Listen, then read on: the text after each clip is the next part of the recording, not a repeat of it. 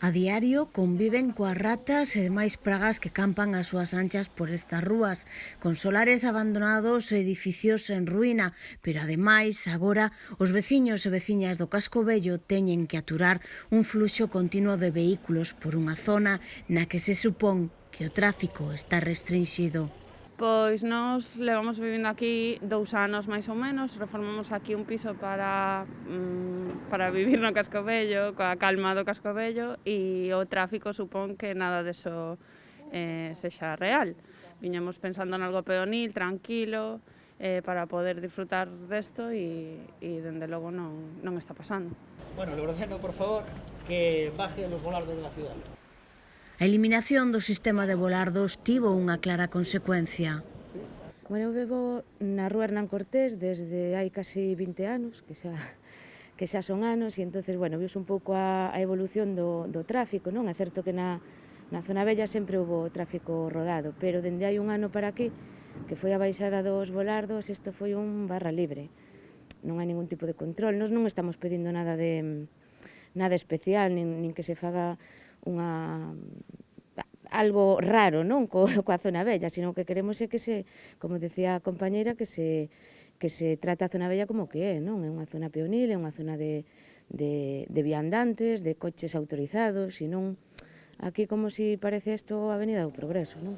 O tráfico é un goteo continuo, pero é moito máis intenso pois na entrada e saída dos colexios. O que pasa que a entrada e saída dos colexios son 4 veces ao día, ida e volta. E entón, ao final, estás todo o día apartándote para deixar pasar os coches. Isto é a realidad.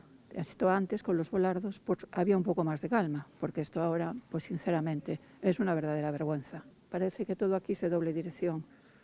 No se enteran los coches, ni nada. Y la policía, como si nada. Es vergonzoso. Yo estoy ahí en la ventana muchas veces y pasan los coches. Yo comprendo que los repartidores tienen que... Y me parece muy bien, yo lo respeto, pero de la misma manera que controlan las terrazas, que controlen también los coches, no solamente las terrazas, que esto es una verdadera vergüenza. Non é a primeira vez que se produce algún percance, porque os coches pasan moi cerca dos peóns e a unha velocidade moitas veces perigosa. No caso das persoas con mobilidade reducida, saír á rúa supón agora ter que ir con medo.